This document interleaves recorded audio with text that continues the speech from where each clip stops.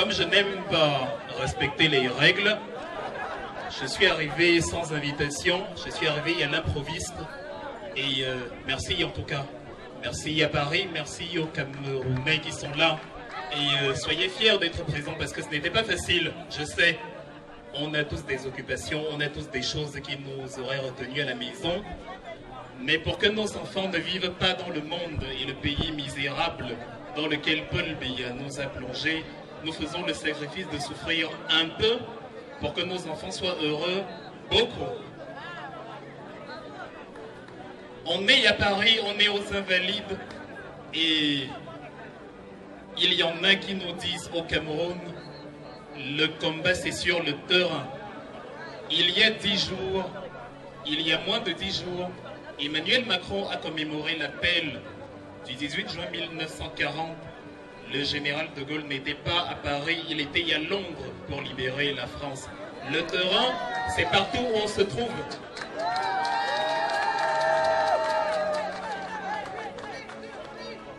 Lorsque Sun Yat-sen a créé la République de Chine en 1912, il n'était pas en Chine, il était aux États-Unis. Le terrain, c'est partout où on se trouve. Et lorsque Fidel Castro et Che Guevara ont organisé la chute du dictateur Batista à Cuba, ce n'était pas à Cuba, c'était depuis le Mexique. Le terrain, c'est partout où on se trouve. Merci en tout cas pour l'accueil, merci pour la chaleur, merci pour tout. Je tiens à préciser quand même que la révolution ou le combat pour le développement de l'Afrique n'aura pas besoin de stars, n'aura pas besoin de paparazzi, n'aura pas besoin de célébrités.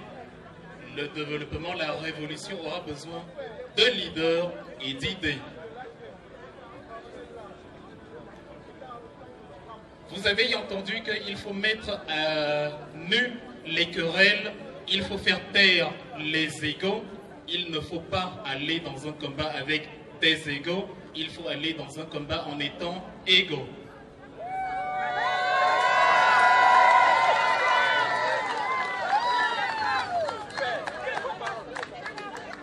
Et pour finir, je ne vais pas être plus long, les adversaires, les biaïstes, ceux qu'on enferme dans une cage avec une clé et un pain et qui préfèrent s'activer pour ramasser le pain alors que la clé les sort de là, ont l'habitude de nous dire la façon dont nous devons combattre. C'est la plus grande absurdité à laquelle on puisse avoir affaire. Vous n'avez pas à écouter chez votre adversaire la formule qui permettrait de le mettre à genoux, c'est de l'hypocrisie.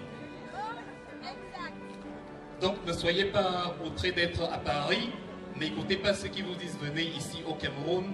Vous savez que si on rend le visa gratuit pour l'Europe, ce n'est pas l'Europe qui se viderait de ses citoyens, mais c'est l'Afrique. Parce qu'ils sont incapables de concevoir que nous avons les richesses d'obtenir.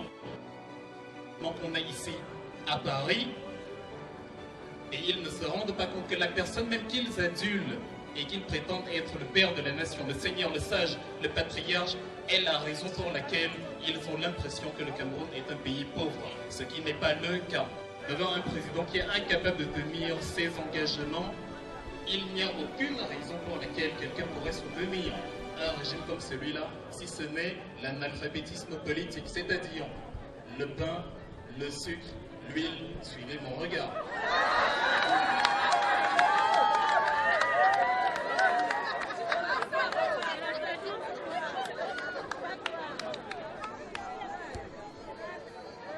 On est en France et les Français ont l'habitude de critiquer Emmanuel Macron, mais j'aimerais bien leur dire que nous, on rêverait d'un président qui va au chevet des malades, même s'il prend des mauvaises décisions, il les prend quand même.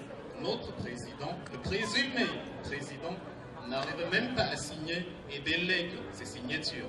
C'est une hémorragie.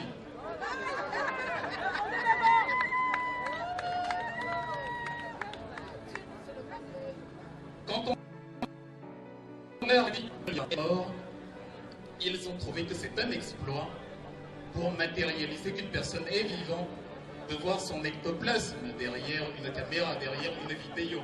Lequel d'entre vous serait heureux s'il est marié, après n'avoir pas vu sa femme ou son mari depuis 2-3 mois?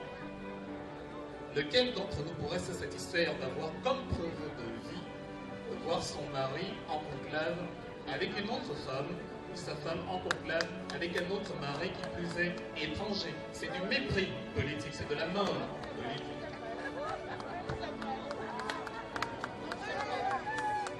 Ils nous ont présenté le tramway de Lyon pour nous parler des grandes réalisations. Ils nous ont parlé de la canne qui aurait pu le jour s'ils ont volé 3 000 milliards. Ils nous ont parlé de pays souverains, mais oui, et ça fait très mal, on décède au Cameroun par manque de preuves. Il faut dire à nos concitoyens qui sont au Cameroun que c'est par amour pour notre pays que nous nous compliquons la vie en risquant de ne plus y retourner, en risquant quand on y est de se faire arrêter et en risquant justement même le confort que nous avons. Amour pour notre pays que nous faisons cela. Parce que la meilleure solution qu'on aurait pu trouver, c'est de se dire, je suis à Paris, c'est la ville la plus visitée au monde, donc le Cameroun ne va pas me manquer. Parce que j'ai l'infrastructure, j'ai le métro, j'ai le tramway, j'ai le TGV, j'ai toute l'infrastructure élémentaire, j'ai un système social, j'ai un système économique. Il y a même le droit d'asile pour les réfugiés, pendant que le Cameroun a du mal à respecter les Camerounais. La meilleure chose qu'on aurait pu faire, c'est de se dire, on ne retourne pas au Cameroun, on fait notre vie, on reste ici. Mais beaucoup d'entre nous ont payé le prix le plus élevé. On a perdu nos amis, on a perdu nos compagnes, on a perdu certains de nos parents, on a perdu nos jambes, on a perdu nos bras, on a été blessé, on a tout risqué pour un peuple qui ne reconnaît pas le sacrifice. Mais par amour pour ce peuple, on va le mener à son terme, ce sacrifice. Merci.